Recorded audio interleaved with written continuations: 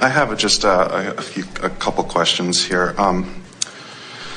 If we are source energy on the leading edge of thought, and we are at the point of new creation that expands the universe even further, can we intend to evolve into fully blended beings in this body, going between or across between both the physical and non-physical, thus evolving the universe even further? And in my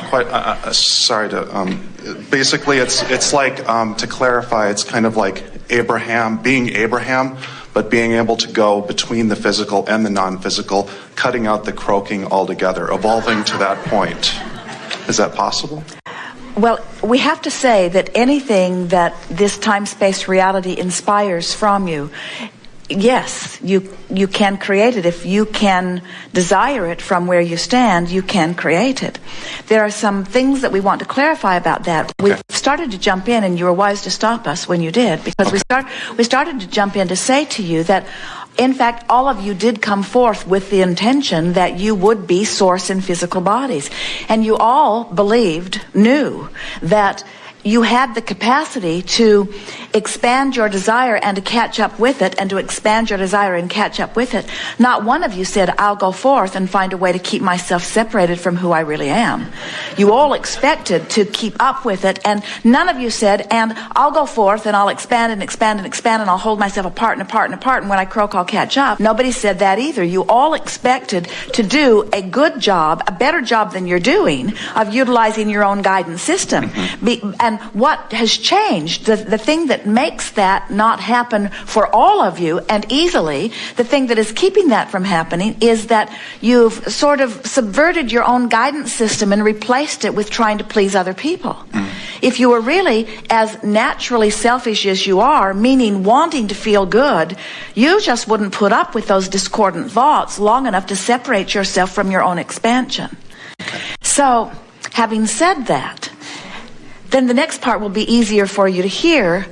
You don't, from non-physical, intend to come forth into a physical body and stay in that physical body for forever or for an expanded period of time, because you adore so much the fresh new perspectives that the new birth experience provides.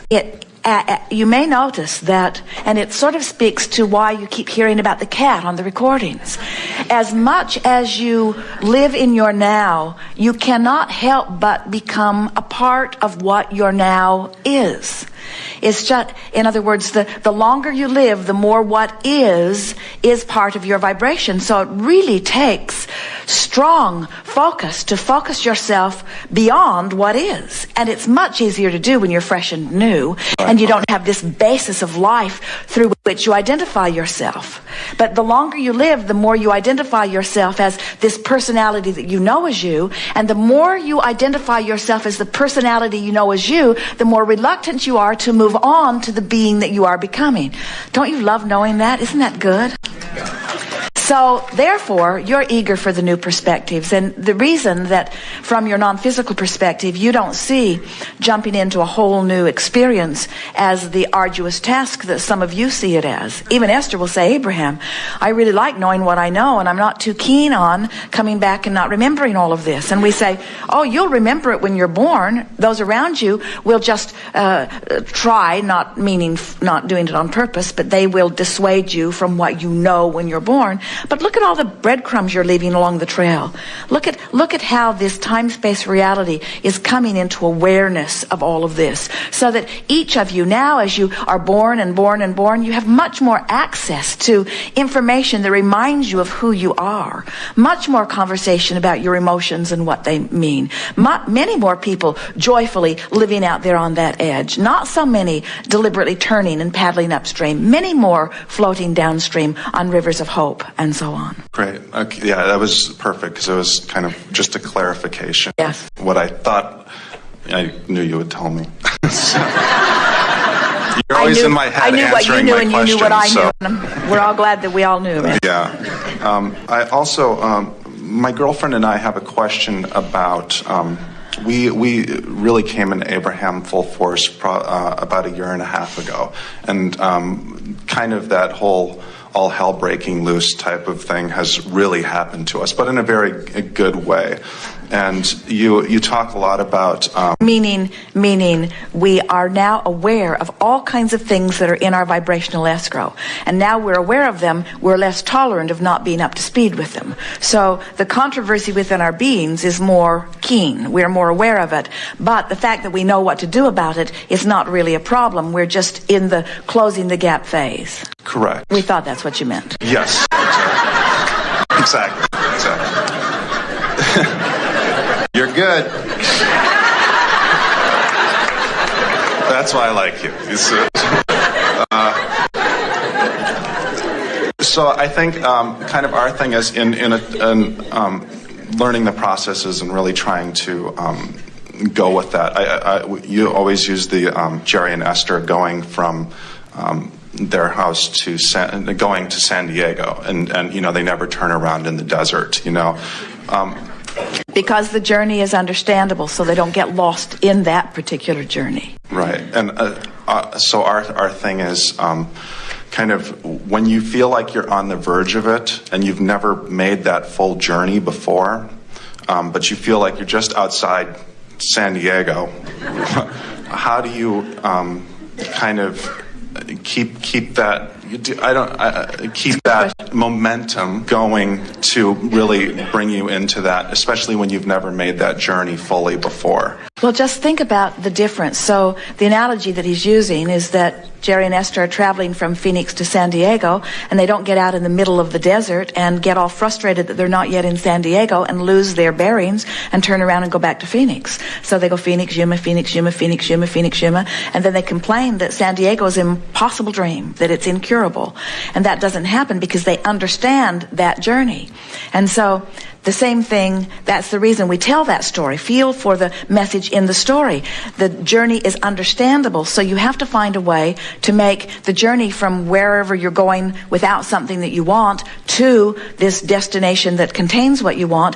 How can you make where you're going more believable to you? Okay. And the analogy is such a good one because it all depends on where you're looking. If you're standing out there in the desert and you're looking back at Phoenix, you're a vibrational match to what you don't want. If you're standing out there in the desert and you're looking toward San Diego, now you're a vibrational match to what you do want. So it's about keeping your eye on where you're going. But today we've taken it even further. Today we're talking about this vibrational escrow. This vibrational escrow that you have built piece by piece, idea by idea, preference by preference, desire by desire.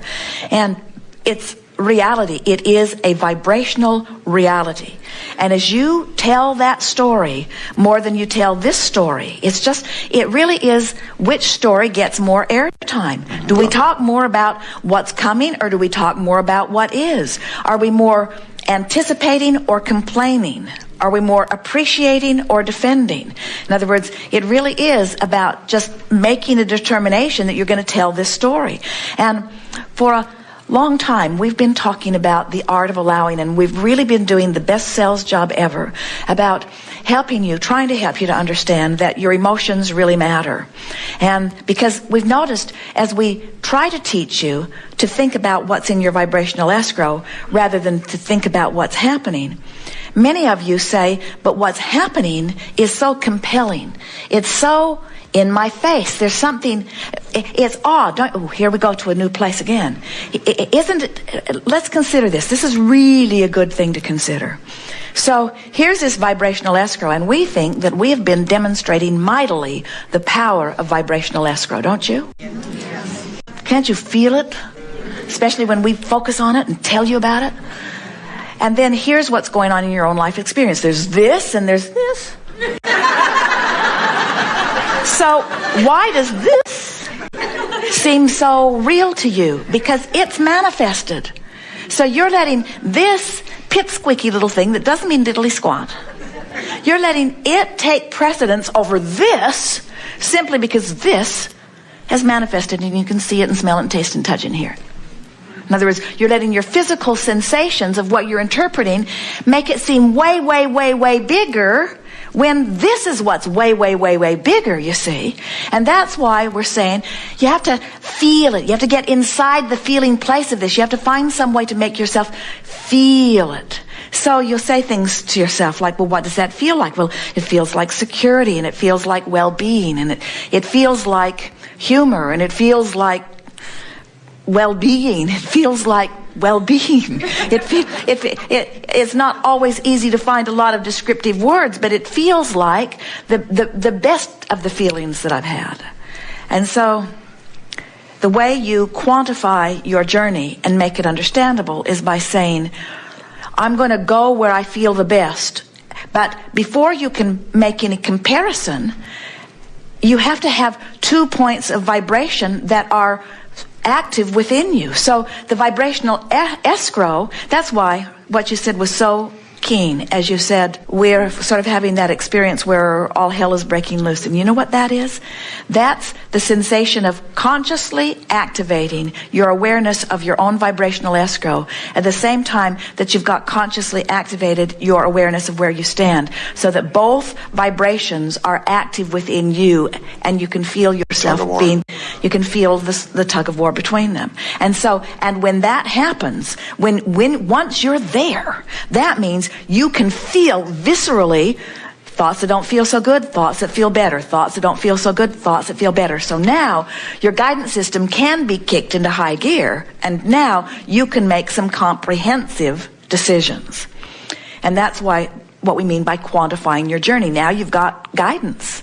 Now you can tell the difference. If someone called you on the telephone and said, hello, you don't know me, I'm just calling to tell you I will never call you again. You would say, that would be all right with me.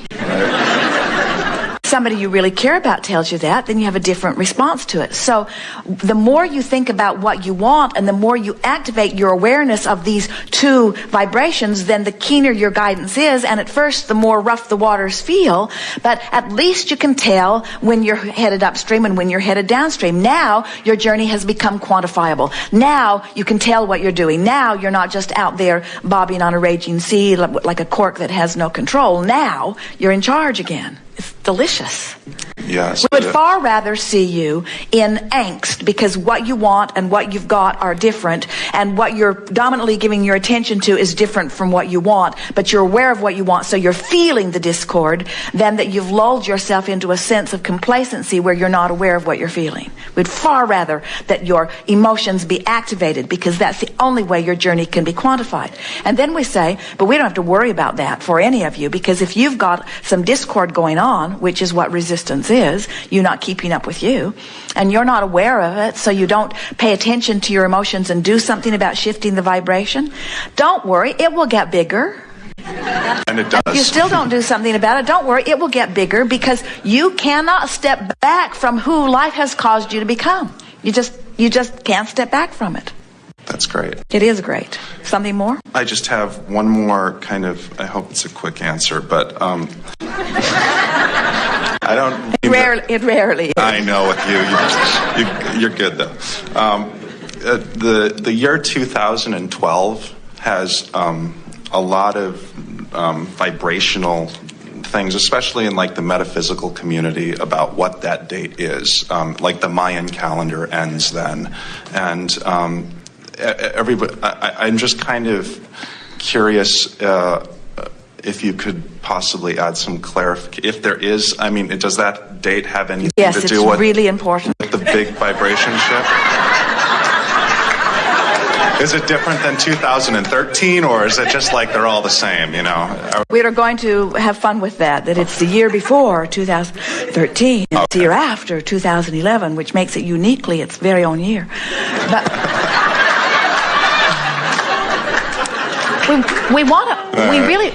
we really want to speak to why these things keep coming up, because there's the harmonic convergence, and then there's the Y2K, and then there's the second coming, and then there's, in other words, there's always something, and we want to talk about why that is, and we think we can give it to you here easily. You're really going to get this. Okay. We talked earlier today about the difference between inspiration and motivation. And humans just keep